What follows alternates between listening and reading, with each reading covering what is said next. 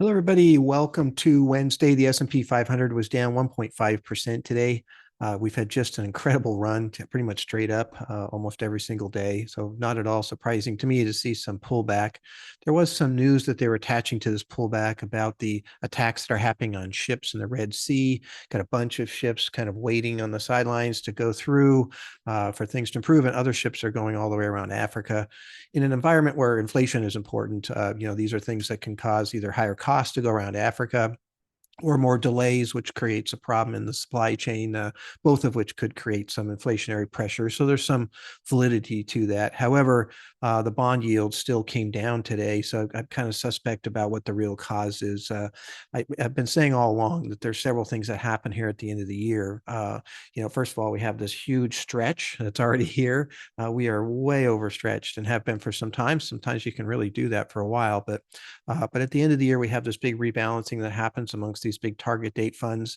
We have people taking profits to put them on the books, taking losses to take them on the books here at the end of the year. So you can get a lot of volatility that comes through. I know the last couple of years we've had a drop off the last couple of weeks, both of which times it kind of bottomed out the 27th or 28th of December.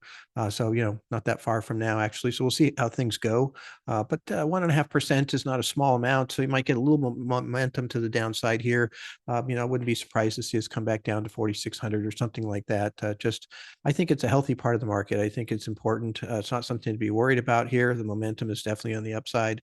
Primary trend is still up. Just really got kind of ahead of ourselves, which happens one way or another.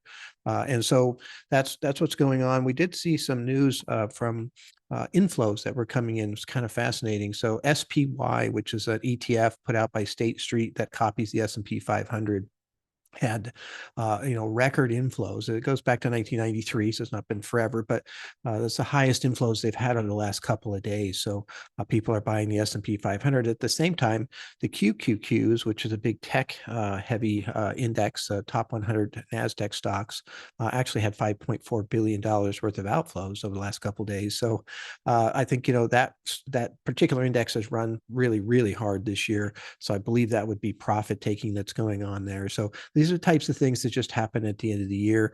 I'm more excited about what's happening with the inflows because that's a lot of money coming in, and that's what we've been looking for, is just kind of this overall participation, some of this money coming out of these money markets and individuals starting to get involved.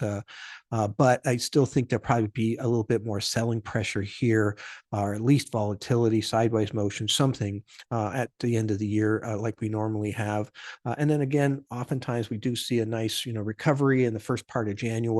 We got pretty close to the all-time high today, within, I think, less than 20 points, and came back down. So maybe we don't hit the high this year. That's okay too. We're hitting new yearly highs as of yesterday, pretty consistently. So nothing to worry about here. We'll just see how this plays out. I'll keep you guys posted. I look forward to talking to you tomorrow. Thank you.